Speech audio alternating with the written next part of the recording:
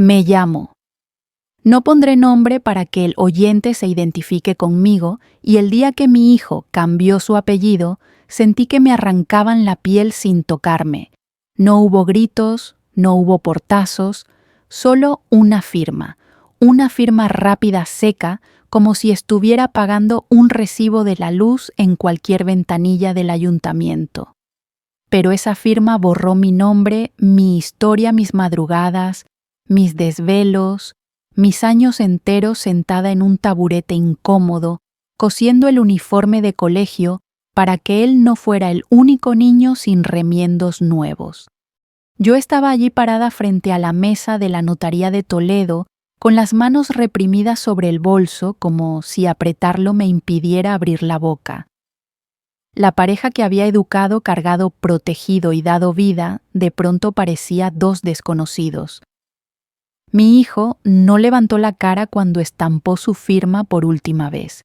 Su novia, o más bien su futura esposa, esa mujer que me sonreía siempre con hielo detrás de las pestañas, colocó suavemente la mano en su espalda como guiándolo hacia un futuro donde yo ya no existía. La notaria murmuraba términos jurídicos, sellos, fechas, disposiciones. A mí las palabras me sonaban lejanas como si vinieran a través del agua. Cambio de apellido por voluntad expresa. Renuncia voluntaria a uso del apellido paterno-materno. Actualización de datos registrales. Como si mi vida entera fuera una línea que podían borrar con Tipex. Muchas madres españolas comprenderán lo que sentí. Cuando una mujer lleva dentro durante 9 meses a un hijo, cada patada es promesa. Cuando lo acuna con sueño pegado a las pestañas, jura amor eterno sin necesidad de pronunciarlo.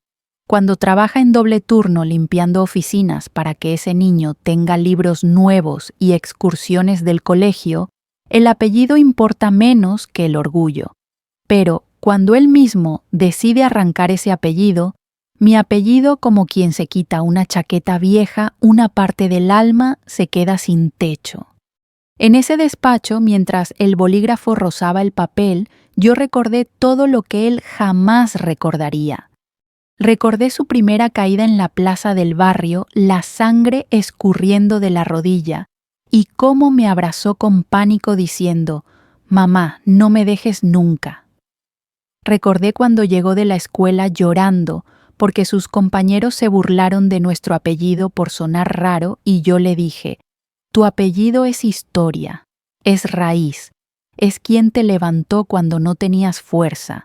Y ahora paradójicamente era él quien me arrancaba del árbol. Él me miró finalmente, pero con vergüenza prestada. No era su vergüenza, era la de ella.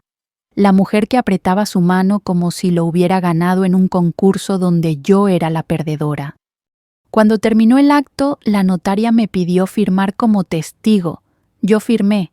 Mis dedos temblaban, pero la línea que dibujé fue firme. No iba a demostrarles cuánto dolía. Y no porque fuera orgullosa, ya no me quedaba orgullo, sino porque sabía que había una lección que el tiempo tenía lista para todos nosotros. Al salir a la calle, el viento frío de la tarde me devolvió el aire a los pulmones. Era marzo, el río Tajo corría pesado y yo caminaba despacio por las calles empedradas como una sombra sin cuerpo. La pareja delante de mí iba riendo, celebrando, hablando de su nueva vida, nueva familia, nuevo apellido, nuevo comienzo. Yo apenas escuché cuando ella dijo en voz alta: «Ahora sí perteneces a mi mundo», y él asintió. Mi mundo aparentemente ya no existía. Llegué a casa a un piso pequeño pero cuidado con mis manos durante 30 años. Toallas dobladas, plantas de interior que regaba cada mañana, fotografías que hablaban en silencio desde las paredes. El retrato de mi hijo a los 5 años con la mochila más grande que su espalda parecía mirarme, con una pregunta que él ya no sabía formular. ¿Qué pasó? Esa noche cené sola tortilla francesa y un vaso de leche tibia. Pensé en llamar a mi hermana, a mi vecina Eugenia, incluso a mi antigua compañera de trabajo del hospital. Pero no, el dolor era mío, solo mío, como lo había sido el esfuerzo. Dormí mal. Más que dormir me quedé mirando el techo oscuro luchando contra el impulso de culpar a alguien, a mi hijo por dejarse moldear, a esa chica por querer reescribir su historia, al mundo moderno que creía que la sangre podía cambiarse con tinta. Pero más que nada quería culparme a mí, por querer demasiado, por pensar que ser madre era garantía de permanencia, por no ver venir la distancia hasta que se convirtió en precipicio. Al amanecer me levanté antes que el sol, preparé café, abrí la ventana y dejé entrar el ruido de los barrenderos del panadero repartiendo del pueblo despertando. La vida seguía, aunque yo sintiera que algo mío había muerto. Lo que nadie sabía, ni mi hijo, ni la mujer que ahora llevaba mi lugar en su historia, era que yo no estaba derrotada. No aún. Había decidido callar, sí, pero el silencio no siempre es rendición. A veces el silencio es espera, un hilo que sostiene algo más grande, y aunque yo todavía no lo sabía en ese momento, el destino ya estaba moviendo fichas en un tablero que ellos no veían. Lo diré claro, mi hijo cambió su apellido, pero no cambió su sangre, y la sangre siempre acaba hablando. No quiero mentir, los días después del cambio de apellido fueron los peores de mi vida. No por lo que ocurrió fuera, sino por lo que pasaba dentro. Porque mientras mi hijo vivía su vida nueva, yo tenía que enterrar la antigua sin ceremonia, sin flores, sin pésame. Se habla mucho de duelo cuando muere alguien, pero nadie nos prepara para llorar a alguien que sigue vivo, que respira, que camina, que puede mirarte pero elige no verte. El lunes siguiente al trámite, volví a mi rutina como si pudiera convencerme de que nada había pasado. Fregué la cocina, tendí la ropa en el tendedero que daba a un patio donde las vecinas hablaban como siempre, sin saber que yo acababa de convertirme en madre extranjera en su propia familia. Encendí la radio y una canción antigua de Rafael llenó la casa como hacía 20 años cuando mi hijo bailaba conmigo en calcetines. Di 2 pasos, apagué la radio de golpe. No podía con la memoria. La calle ofrecía distracción, pero también heridas. Cada vez que me cruzaba con alguien conocido en el mercado o en la panadería, llegaba inevitable la pregunta: ¿qué tal tu hijo? ¿Cómo va la boda? ¿Ya piensas en nietos? Sonreía, mentía, cambiaba de tema. No iba a entregar mi vergüenza ni mi dolor a la plaza pública. Se me hacía un nudo en la garganta al pensar que si un día tenía nietos, tal vez llevarían un apellido que me borraba como si nunca les hubiera dejado mi voz, mis manos, mis ojos. Seguía viendo a mi hijo de vez en cuando, pero era diferente. Las visitas eran rápidas, superficiales, envueltas en nerviosismo. Él se quedaba en el descansillo con el casco de la moto en la mano, evitando entrar en casa como si cruzar mi puerta significara reconocer que algo se había roto. Yo le invitaba a pasar a tomar un café, a quedarse a cenar. Siempre decía lo mismo: hoy no puedo, mamá. Tenemos planes. Planes. Esa palabra se convirtió en muro. Una tarde ocurrió algo que no olvido. Me llamó desde la calle: mamá, ¿puedes bajar un momento? No puedo dejar la moto mal aparcada.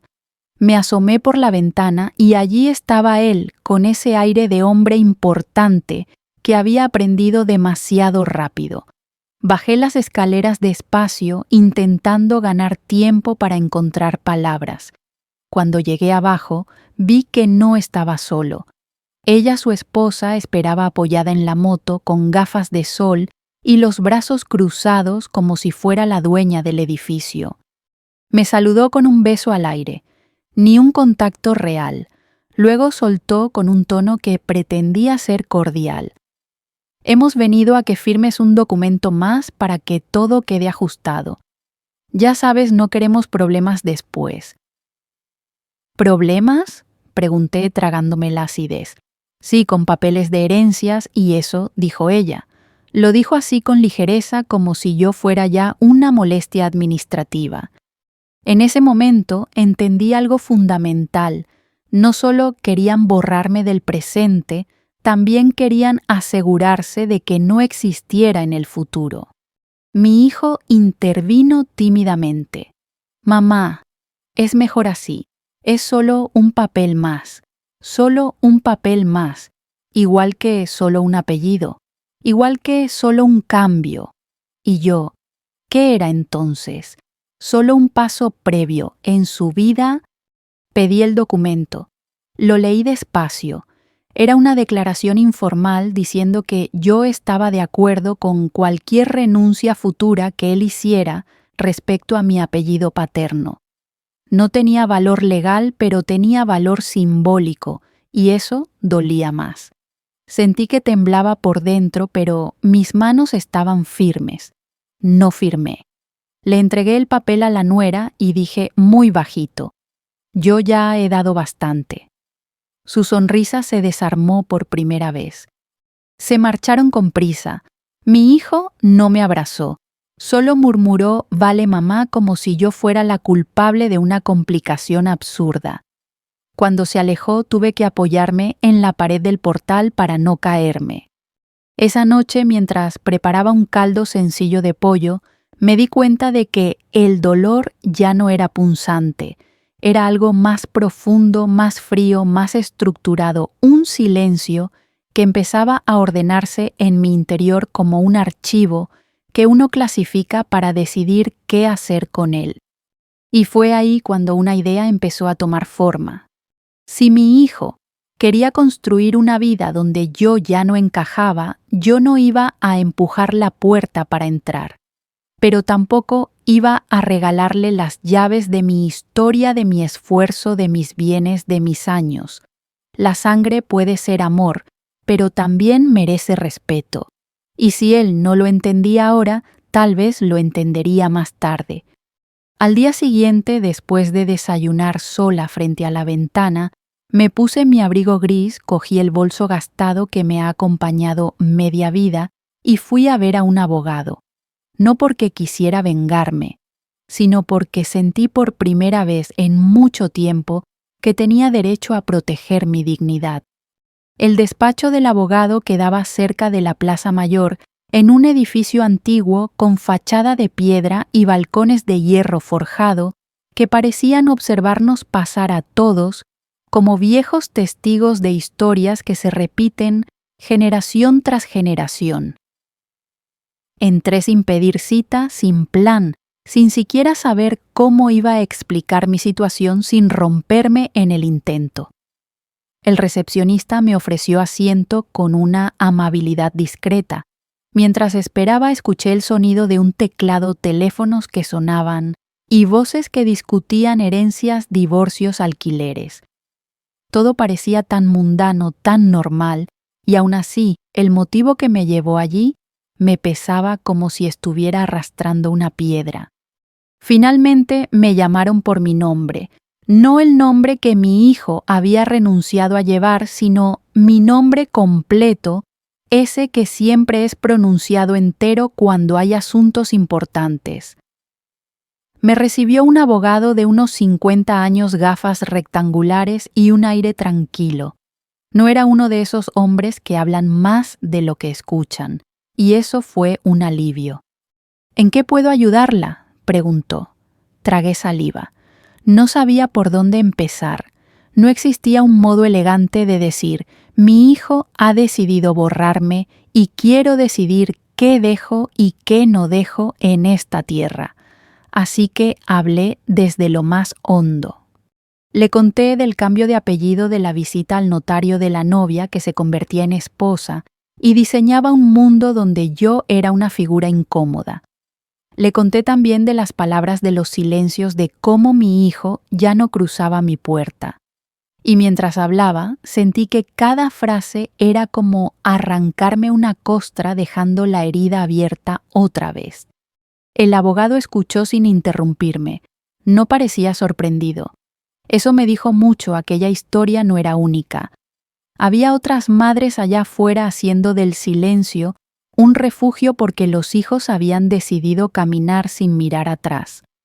Cuando terminé, él respiró hondo y dijo: no puede evitar que cambie su apellido, pero sí puede decidir qué huella deja usted en el suyo. Después de eso, hablamos de documentos de testamentos de opciones. Yo había trabajado años en hospitales y oficinas, limpiando pasillos, recogiendo bandejas, doblando batas. No tenía grandes fortunas, pero tenía una casa, una pequeña cuenta ahorrada con disciplina y unas pocas cosas de valor sentimental. Le dije algo que ni yo misma supe que estaba pensando hasta que salió de mi boca. Quiero que mi hijo entienda lo que ha perdido, no solo lo que ha dejado atrás. El abogado asintió. No se trata de castigar, dijo, sino de enseñar. Y así empezamos. Decidí que no dejaría nada a mi hijo de forma directa, ni a su esposa. No por resentimiento al fin y al cabo, sino porque habían decidido desvincularse de mí legalmente, emocionalmente y moralmente. Si yo ya no formaba parte de su futuro, ellos tampoco formarían parte del mío. Pensé en los nietos que quizá llegarían un día. Pensé en las madres que luchan solas. Pensé en niñas y niños que necesitan una oportunidad. Y dije, si algún día tengo nietos que me reconozcan, ellos recibirán lo que pueda dejarles, si no, que vaya a manos que hagan bien. El abogado me explicó los matices legales. Yo asentía sin apartar la vista de la mesa. Era la primera vez en semanas que sentía algo parecido a control, una sensación frágil pero real, como quien vuelve a encontrar un trocito de sí mismo escondido en un cajón. Firmé los documentos preliminares. No me temblaron las manos. El abogado me estrechó la mano al despedirme. Me di cuenta de que mi historia estaba empezando a cambiar curso, incluso si todavía no parecía así desde fuera. Volví caminando sin prisa. Toledo se veía diferente. Ese día las calles empedradas parecían más anchas, los almacenes más ruidosos, el aire más claro. Era como si hubiera dejado parte del peso dentro del despacho. Al llegar a casa encontré el buzón lleno de facturas y publicidad, pero también había una postal de mi hermana que vive en Zaragoza. Escribía cosas cotidianas: el tiempo, el jardín, un curso de costura, sin saber nada del terremoto que yo vivía. La leí de pie junto a la mesita del recibidor y me puse a llorar sin aviso. No de tristeza, sino de alivio, porque por un momento recordé que mi mundo no se reduce a una decisión ajena. Durante los días siguientes, la relación con mi hijo siguió deteriorándose en silencio. Mensajes escuetos, visitas canceladas. Su voz al teléfono sonaba distinta, como quien habla con un extraño que conserva su número por obligación. Mi nuera, en cambio, parecía florecer. Cada comentario suyo llevaba la sombra de un triunfo, como si hubiera ganado un premio invisible. Algunas veces pensé en contestarle, en reclamar mi lugar, pero nunca lo hice, porque empezaba a entender algo que nunca había aprendido en mis 60 y tantos años, que no todo lo que se rompe se debe intentar arreglar.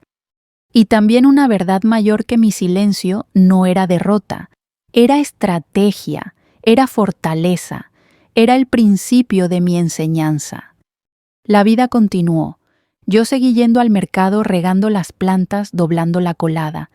Pero cada tarea se sentía distinta, ya no buscaba sostener a nadie más, solo sostenerme a mí. Cada noche antes de dormir me decía en voz baja: algún día entenderá. y me dormía con la certeza de que el destino tarde o temprano llamaría a la puerta correcta. Las semanas se volvieron meses y con cada uno de ellos aprendí a respirar sin el peso que antes llevaba colgado del corazón. No voy a decir que fue fácil. Hay ausencias que no se acostumbran, pero también descubrí algo poderoso cuando una madre deja de correr detrás del hijo, empieza a encontrarse a sí misma. Comencé a ocupar mis tardes de otra manera. Me apunté a un curso de pintura en el Centro Cultural del barrio. Siempre había admirado a quienes eran capaces de mezclar colores y crear algo donde antes no había nada. Yo sentía que mi vida necesitaba eso, justo ahora, pigmentos nuevos, luz donde solo estaba gris. Las primeras clases fueron torpes. Mis manos, acostumbradas a fregar suelos, a planchar camisas, a llevar bolsas del mercado, temblaban sosteniendo un pincel, pero cada trazo era mío, solo mío. También volví a caminar por la ribera del Tajo. Siempre había sido uno de mis rincones favoritos, pero hacía años que no me daba ese lujo. Me sentaba en un banco y observaba el agua arrastrar hojas secas, palos, ramas, igual que el tiempo arrastra historias y nombres. Allí descubrí que aunque mi hijo hubiese cambiado de apellido, el mío seguía latiendo en mis venas intacto e irrenunciable. Las vecinas empezaron a notar el cambio. Eugenia me llamó una tarde y dijo, medio en broma, medio en serio: «Oye, te veo más erguida. ¿Qué has hecho? ¿Te has enamorado?» Le respondí riendo que sí me había enamorado de mí misma un poquito. No se lo conté todo, pero fue la primera vez que pude sonreír sin fingir. Mi hijo, mientras tanto, parecía vivir una vida paralela. Cada vez venía menos. Su esposa, según escuché en boca de la panadera, se movía entre tiendas caras, gimnasios exclusivos y cenas donde hablaban de viajes, inversiones, remodelaciones. Yo la imaginaba donde él nunca me había llevado, y me repetía, no pasa nada, ese mundo no es mío. Pero como ocurre siempre en los cuentos silenciosos, las grietas comenzaron a aparecer. Un sábado por la tarde, después de clase de pintura, encontré a mi hijo en mi rellano. Estaba sentado en el suelo con la espalda apoyada en la pared mirándose las manos. Cuando levantó la vista vi ojeras profundas, esa expresión que solo lleva alguien que ha dormido con preocupaciones pegadas a la piel. «Mamá, ¿tienes un momento?» Yo asintió sin preguntas. Entró a casa. Miró alrededor como si fuera la primera vez en años. Se sentó a la mesa y empezó a hablar de cosas prácticas, cuentas, gastos, proyectos que no funcionaron, una inversión mal hecha, dinero que se evaporó como agua hirviendo. No mencionó a su esposa, pero su silencio la señalaba igual que un dedo. Yo escuché. No interrumpí. No dije te lo dije. Solo serví café. Hubo un momento en el que respiró hondo y en su mirada vi algo que había olvidado al niño pequeño que buscaba refugio en mis brazos. Pero duró poco. Se recompuso, levantó la barbilla, agradeció el café y se marchó sin pedir ayuda. Orgullo, pensé, del mismo que él creía que yo no tenía. A partir de entonces empecé a ver la verdad que se escondía detrás del cambio de apellido, la presión de una vida que él no podía sostener y a la que había accedido sin pensar. La necesidad de borrar lo que éramos para ser aceptado en un círculo que no lo recibiría sin condiciones. Una red de apariencia, no de raíz. Lo irónico es que mientras él intentaba subir una montaña imposible, yo volvía a recuperar tierra firme. En mi clase de pintura, mi profesora me dijo una frase que aún conservo. A veces hay que pintar encima de un error varias capas hasta convertirlo en parte de la obra. Esa tarde decidí que mis capas eran mi silencio, mi paciencia y mi dignidad. Hubo más señales. Un día recibí una llamada inusual. ¿Es usted la madre de...? La voz era amable de una clínica privada. Mi hijo había tenido un pequeño accidente con la moto, nada grave, pero sí lo suficiente para recordarle su fragilidad. Yo fui. Me senté en la sala de espera. Cuando lo vi salir con un vendaje en la muñeca y la chaqueta desgastada, supe que el mundo que él pretendía habitar no era tan estable como parecía. Su esposa no estaba. Se disculpó, dijo que tenía cosas importantes que atender. Él lo dijo con naturalidad, pero sus ojos lo gritaban. Lo llevé a casa, no la suya, la mía. Le preparé sopa sin comentarlo. Hablamos de fútbol, del calor de una serie de televisión mala que ambos conocíamos. Por un instante nada estaba roto. Por un instante él volvió a pertenecerme un poquito. Pero al día siguiente, cuando ya podía conducir, se marchó sin mirar atrás. El silencio entre nosotros volvió a instalarse como huésped. Y entonces entendí algo que terminó de cerrar el círculo, que yo no tenía que empujarlo ni tirar de él. La vida ya estaba haciendo el trabajo, y lo haría mejor que yo. Una mañana abrí mi correo y encontré el borrador final del testamento en un sobre blanco acompañado de una nota del abogado. Cuando esté lista, lo firmamos. Lo dejé sobre la mesita del salón, respiré profundo y supe que había llegado la hora de transformar mi silencio en decisión. Porque lo que estaba en juego ya no era solo un apellido, era mi historia, mi valor, mi nombre. Y nadie tenía derecho a borrarlos. Al día siguiente de recibir el borrador del testamento, desperté con una extraña mezcla de calma y nerviosismo. El sol entraba por la ventana con esa luz anaranjada que solo Toledo sabe regalar al amanecer. Me preparé un café y lo bebí despacio mirando cómo las paredes de la cocina se llenaban de color. Era como si la casa supiera que algo estaba cambiando, como si los objetos que siempre me habían acompañado estuvieran atentos a lo que iba a decidir. Miré el sobre durante largo rato. No lo abrí. Ya sabía lo que contenía. El poder por primera vez en mucho tiempo lo tenía yo. Decidí salir a caminar antes de firmar nada. Me puse mi abrigo gris ese que compré hace años en las rebajas de invierno y bajé las escaleras con pasos lentos. El aire frío de la mañana me despejó. Pasé por la panadería, el aroma del pan recién hecho siempre me recordaba los desayunos que preparaba cuando mi hijo iba al instituto y luego seguí hasta la plaza. Las señoras estaban sentadas en los bancos, como cada mañana, hablando de nietos, dolencias, recetas y chismes pequeños que siempre sostienen la vida de barrio. Me saludaron. Una me preguntó, ¿y tu hijo? Hace tiempo que no te veo con él. Sentí que mi garganta se cerraba un instante, pero respondí con honestidad suave. Está haciendo su vida. No dije más, no hacía falta. De vuelta a casa, encontré el móvil vibrando en mi bolso. Era un mensaje de mi hijo, solo una frase: pasaremos a verte esta tarde. Mi corazón dio un golpe seco. No era una invitación, era una notificación. Y no supe si alegrarme o prepararme para otro empujón al vacío.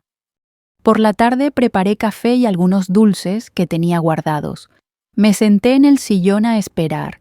Las agujas del reloj avanzaban con un sonido que se hacía más fuerte cuanto más silenciosa se volvía la casa.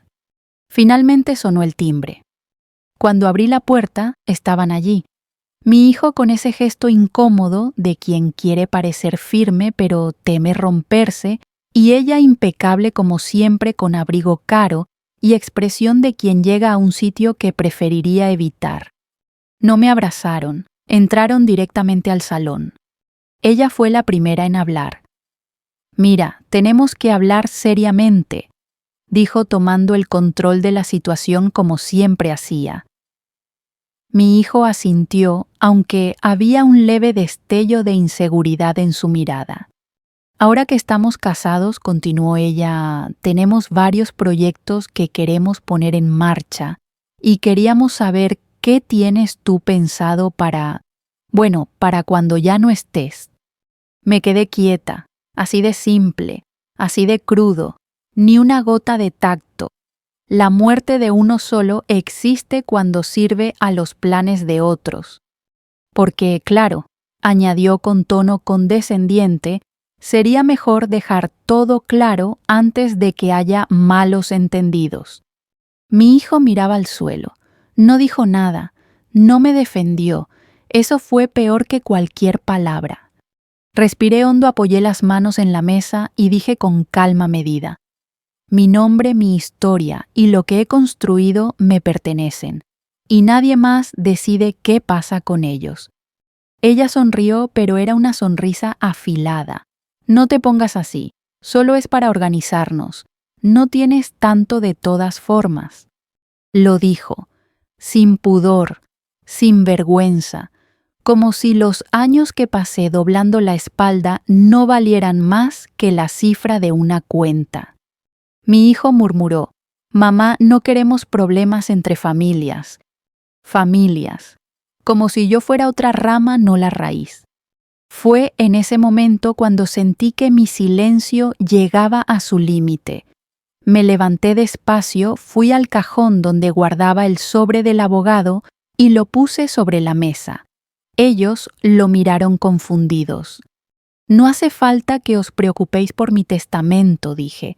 Ya está resuelto. El aire se volvió espeso. Ella frunció el ceño. ¿Qué quieres decir? Quiero decir, respondí sin alzar la voz, que no os corresponde. Mi hijo levantó la cabeza como si hubiera recibido un golpe invisible. Ella tragó saliva. ¿Estás diciendo que no heredaremos nada? Estoy diciendo que habéis hecho vuestra vida sin mí, y yo he aprendido a hacer la mía sin vosotros. El silencio que siguió fue más fuerte que cualquier grito. Ella reaccionó primero. Esto es absurdo. Tu hijo tiene derecho. Lo corté con un gesto de mano. Mi hijo renunció a mi apellido, y con eso renunció también a mis derechos, y yo a mi deber hacia él. Mi hijo abrió la boca, pero no encontró palabras. Ella se levantó indignada. Nos vamos. Esto no tiene sentido. Él la siguió, pero en la puerta se detuvo medio segundo. Giró la cabeza. Por un momento vi al niño que fue. Ese instante fue un cuchillo y una caricia al mismo tiempo. Cuando la puerta se cerró, la casa quedó en silencio absoluto. Pero no era el silencio del vacío, era el silencio del despertar. Me dejé caer en el sillón y respiré profundamente. Mi corazón no estaba roto esta vez. Estaba endurecido en el lugar correcto. Sabía que aquello no era el final del camino, sabía que su historia todavía iba a cruzarse con la mía, pero por primera vez sentí que no tenía que correr detrás de nadie. Yo había dado mi paso. El sobre seguía encima de la mesa como una sentencia silenciosa, y debajo de su peso descansaba mi decisión, mi lección, mi justicia. En ese momento entendí que la venganza no era un grito, era una puerta cerrada suavemente sin hacer ruido. Los días después de aquella visita se convirtieron en un silencio todavía más profundo, un silencio distinto al que había tenido hasta entonces. No era el silencio del dolor, ni del vacío, ni del abandono. Era un silencio después de la verdad, un silencio donde ya no quedaba nada que demostrar, ni que pedir, ni que esperar. Durante un tiempo creí que mi hijo volvería, que tocaría a la puerta sin su esposa al lado dispuesto a escuchar lo que no quiso oír cuando estaba cegado por un apellido nuevo y un futuro que no tenía espacio para mí. Pero no volvió. Pasaron semanas, casi un mes, y el silencio siguió firme como una pared. Fue entonces cuando mi cuerpo empezó a hablar por mí. Una mañana me desperté mareada. No pude levantarme de la cama sin agarrarme al borde del colchón. Sentí un dolor punzante en el pecho, no de tristeza, sino físico real. Pensé que era cansancio o quizá un virus de esos que corren en invierno. Me preparé un té con limón y traté de continuar el día como si nada. Pero cuando intenté bajar las escaleras para ir al mercado, mis piernas temblaron. La vecina del tercero, que siempre estaba pendiente de todo, me vio y se acercó inmediatamente. «Ana, ¿estás bien? Tienes mala cara». Le dije que estaba bien, que solo necesitaba descansar, pero ella insistió tanto que accedí a ir a urgencias. En la sala de espera del hospital, mientras escuchaba mi nombre salir por los altavoces, pensé en todas las veces que había estado en ese mismo lugar por mi hijo, cuando se rompió un brazo jugando al fútbol, cuando tuvo fiebre alta de pequeño, cuando se torció el tobillo y juró que nunca volvería a correr y volvió 2 semanas después. Yo siempre había estado allí, con él, a su lado. Ahora estaba sola. Los médicos me hicieron pruebas y análisis. Un doctor joven y amable me miró con una mezcla de profesionalidad y preocupación. Necesita reposo. Su tensión está baja y está muy agotada. Nada grave de momento, pero si no se cuida podría complicarse. No dije nada, no lloré, solo asentí. Me dieron la alta esa misma tarde. Volví a casa en taxi. Mi hijo no llamó, nadie lo hizo. Esa noche, sentada en el sillón, sentí una punzada de nostalgia que no tenía nada que ver con él, sino conmigo, de cómo había llevado mi vida sola durante tantos años sin quejarme, y de cómo, aún así, me había acostumbrado a creer que alguien vendría a sostenerme al final. Al día siguiente me obligué a hacer algo que llevaba tiempo evitando. Encendí el móvil. Tenía varios mensajes de mi hermana preguntando cómo estaba, y también uno de mi hijo, pero no era lo que esperaba. Solo decía, «Mamá, ¿podemos hablar pronto? Tenemos un tema pendiente, ni un ¿cómo estás?, ni un te echo de menos, ni siquiera un te necesito. Solo un tema pendiente, un asunto más». Guardé el móvil en el cajón. Durante ese tiempo de reposo, el abogado me llamó. Me preguntó si necesitaba cambiar algo del testamento o si quería fijar fecha para la firma final. Le dije que aún no. No porque dudara, sino porque quería que el tiempo hiciera lo suyo. Había aprendido que uno no empuja al destino, lo deja madurar hasta que cae solo. Cuando volví a salir, ya recuperada, fui al supermercado y luego decidí pasear un rato por la ciudad. Toledo tenía un sol suave esa tarde y las calles estaban llenas de turistas que fotografiaban las piedras que para mí eran casi como familia. Estaba en la esquina de la calle Santo Tomé cuando lo vi. A mi hijo, solo, sin su esposa. Caminaba rápido con el ceño fruncido como si buscara algo o huyera de todo. Por un segundo quise llamarlo. Quise correr tras él, decirle que yo estaba aquí, que siempre estaría aquí. Pero no lo hice. Lo seguí con la mirada mientras se perdía en la calle y fue ahí cuando entendí realmente que la vida se encarga de enseñar a quienes rechazan las lecciones más simples. Esa misma semana mi hijo llamó. Esta vez insistió. Un mensaje, luego otro, y luego una llamada perdida. No contesté. No era castigo, era dignidad. Pasaron 2 días más y una carta llegó al buzón. Una carta de un despacho. Reconocí el remitente antes de abrirla. El mismo abogado que me ayudó a rehacer mi vida ahora llamaba a la de mi hijo. Era el aviso formal, mi testamento estaba listo para entregarse en sobresellado al heredero cuando llegara el momento. Su momento. El de él. Imaginé cómo reaccionaría cuando se diera cuenta, cuando se enfrentara a la verdad escrita en papel, cuando entendiera palabra por palabra que las decisiones tienen consecuencias, no por venganza, por justicia. Supe entonces con una certeza que casi me dio paz que ese día llegaría, tal vez antes de lo que imaginaba. Lo que no sabía aún era que la vida se encargaría de ponerlo frente a ese sobre antes de tiempo. El día que todo se reveló no fue dramático, ni anunciado, ni marcado en un calendario. No hizo falta tormenta, ni truenos, ni un portazo simbólico.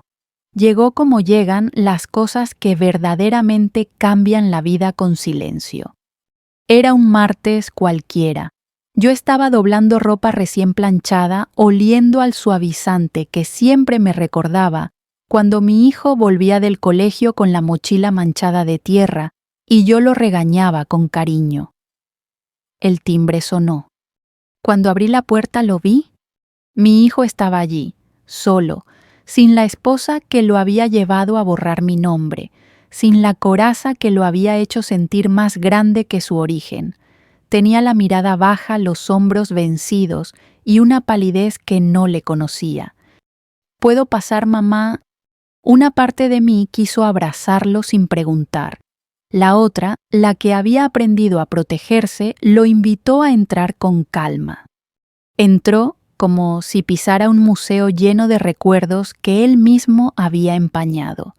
Miró alrededor y sus ojos se detuvieron en una foto suya a los 6 años vestido de pirata en carnaval. Yo no dije nada. Esperé. Tardó un buen rato en sacar el sobre. Estaba arrugado en las esquinas como si hubiera sido apretado entre los dedos demasiadas veces. Lo puso sobre la mesa sin mirarme. Llegó esto, murmuró. Es la copia del testamento. Yo asentí. Ya lo sabía. El abogado me había avisado que el documento había sido solicitado para lectura anticipada por alguna gestión interna o actualización fiscal. No esperaba que él viniera, pero ahí estaba.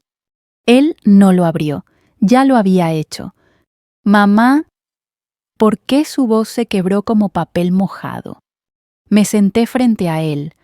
Por primera vez en meses no lo vi como adulto, ni como marido, ni como alguien que había decidido caminar sin mi apellido.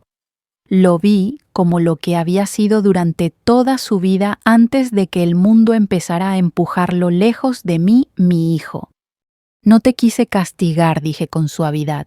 Quise enseñarte. Él tragó saliva. Yo pude ver la lucha en su cara, orgullo luchando contra arrepentimiento, rabia contra amor, vergüenza contra verdad.